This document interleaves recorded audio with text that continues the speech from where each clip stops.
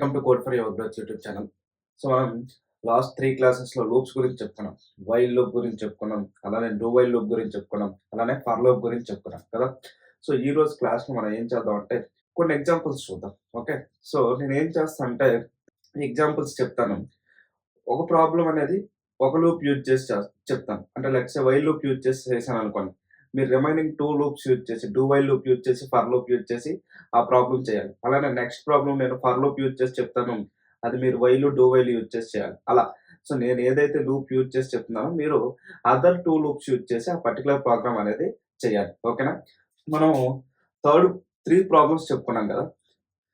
Java అనే స్ట్రింగ్‌ని 5 times print చేయడం, 3 అనే వాల్యూని 10 టైమ్స్ ప్రింట్ చేయడం, అలానే 1-100 వాల్యూస్ ప్రింట్ చేయడం. సో, ఈ ప్రాబ్లమ్‌లో మనం ఏం చేయాలంటే యూజర్ మనకి ఒక నంబర్ ఇస్తాడు. n అనే నంబర్. ఆ నంబర్ నుంచి 1 వరకు ఓకే. ఆ నంబర్ నుంచి 1 వరకు నాకు నంబర్స్ డిక్రీజింగ్ ఆర్డర్‌లో ప్రింట్ అవ్వాలి.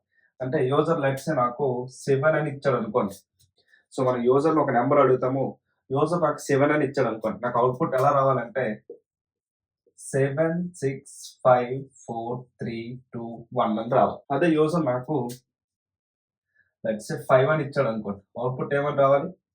5, 4, 3, 2, 1 అని రావాలి. అంటే యూజర్ ఏదైతే నంబర్ ఇస్తాడో ఆ నంబర్ నుంచి నాకు నంబర్స్ అనేవి డిక్రీజింగ్ ఆర్డర్‌లో రావాలి. మనం లాస్ట్ వీడియోలో ఏం చెప్పుకున్నాం? 1 నుంచి 100 వరకు వాల్యూస్ ఎలా ప్రింట్ అవ్వాలి అనే దానికి ప్రోగ్రామ్ చెప్పుకున్నాం కదా! ఇప్పుడు ఏం చేద్దామంటే యూజర్ ఏదైతే నంబర్ ఇచ్చాడో ఆ నంబర్ నుంచి నాకు 1 వరకు వాల్యూస్ ప్రింట్ అవ్వాలి. ఆ నంబర్ నుంచి నాకు 1 వరకు వాల్యూస్ అనేవి ప్రింట్ అవ్వాలి. సో నేను ఈ ప్రోగ్రామ్‌ని వైల్ లూప్ యూజ్ చేసి చేస్తాను. ఓకే. సో ఫస్ట్ మనకేంటి యూజర్ ఏదైతే నంబర్ ఇచ్చాడో ఆ నంబర్ నుంచి 1 వరకు ప్రింట్ అవ్వాలి.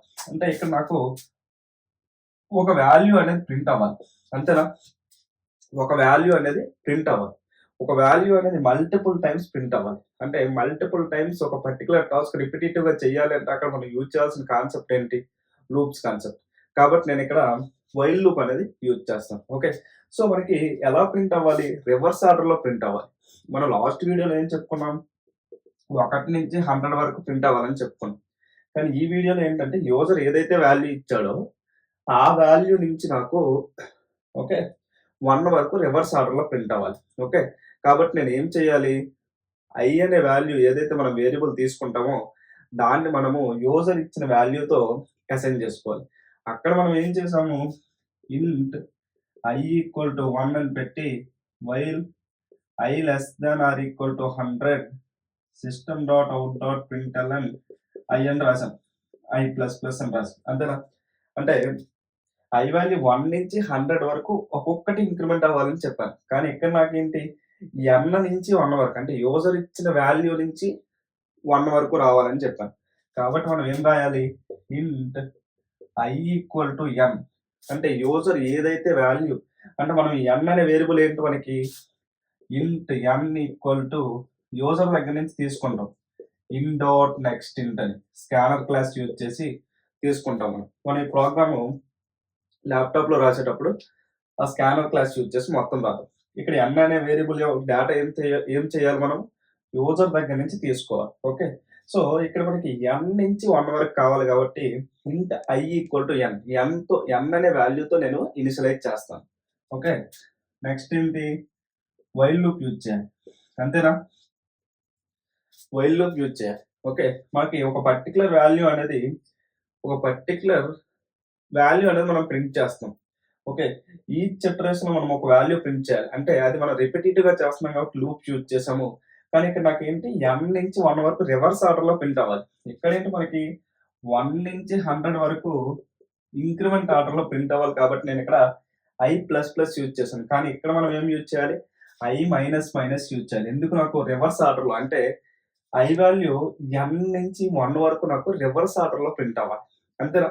సో ఇక్కడ నేను system dot out dot println i అని రాస్తాను. ఓకే. అప్పుడు ఏమవుతది? i value first n value 7 ఇస్తే ఫస్ట్ నాకు i వాల్యూ 7 అవుతది కాబట్టి నాకు 7 ప్రింట్ అవుతుంది. తర్వాత i మైనస్ మైనస్ అంటే i వాల్యూ అనేది ఒకటి డిక్రీజ్ అవుతది. i వాల్యూ 6 అవుతది. సో నెక్స్ట్ మళ్ళీ ఇక్కడ ఏదైనా ఒక కండిషన్ ఉంటే ఆ కండిషన్ వెరిఫై చేసుకొని system dot out dot println i అంటే 6 ప్రింట్ అవుతది.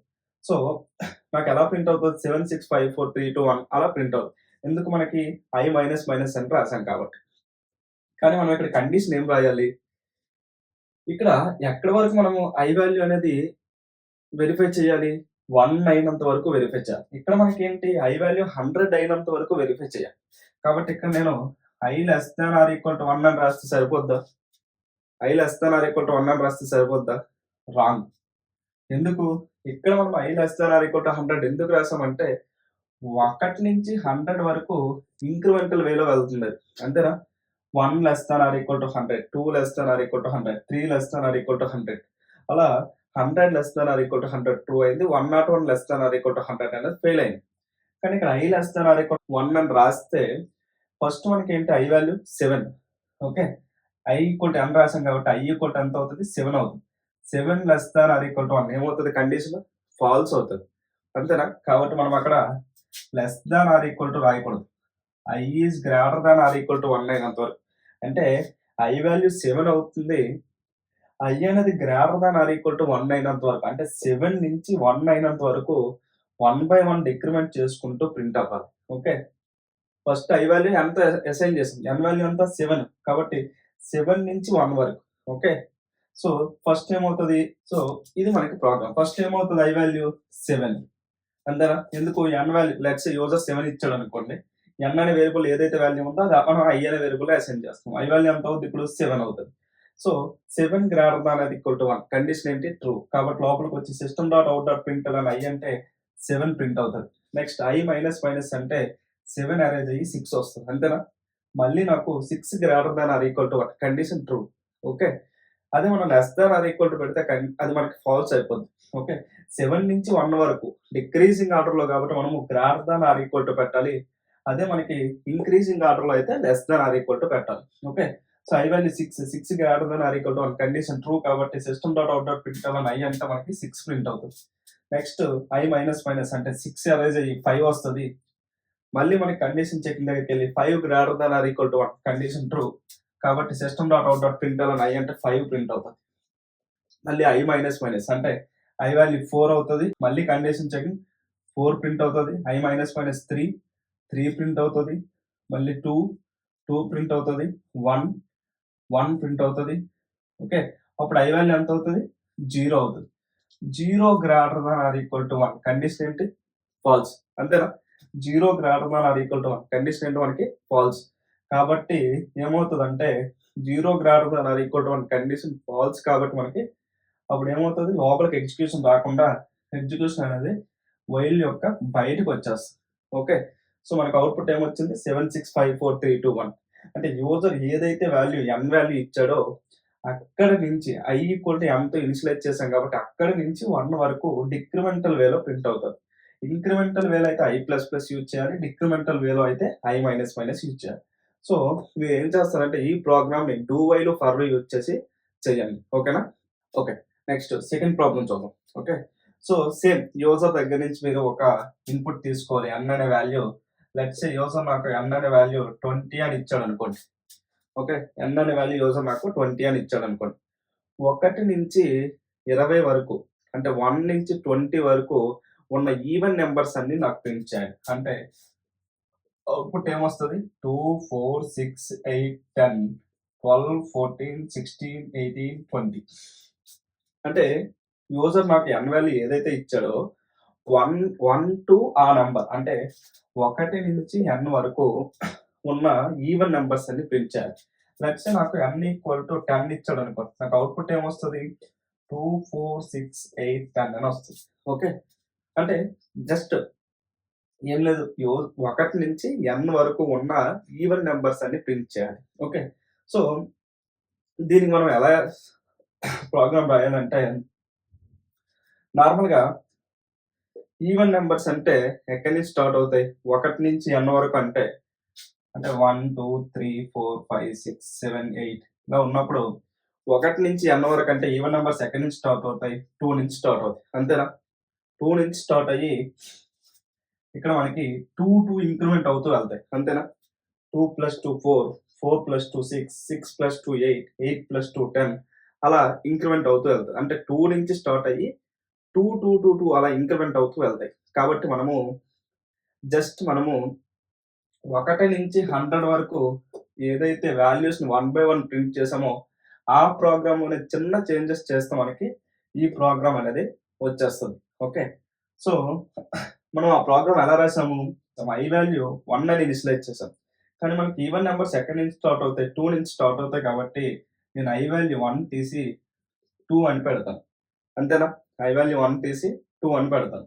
నెక్స్ట్ నాకు అక్కడ 1 నుంచి 100 వరకెళ్ళాలి. కానీ ఇక్కడ నాకెలా ఎళ్ళాలి? 1 నుంచి n వరకు. అంటే యూజర్ నాకు ఇంట్ n అనే వేరియబుల్‌లో సమ్ ఏదో ఒక వాల్యూ ఇస్తాడు. అక్కడి వరకు ఎళ్ళాలి కాబట్టి నేనేం చేయాలి ఇక్కడ 100 ప్లేస్‌లో n అని ప్లేస్ చేయాలి. అంతేనా? సో, ఎక్కడి నుంచి స్టార్ట్ అవ్వాలి? 2 నుంచి స్టార్ట్ అవ్వాలి. ఎక్కడి వరకెళ్ళాలి? n వరకెళ్ళాలి. ఎలా ఇంక్రిమెంట్ అవ్వాలి?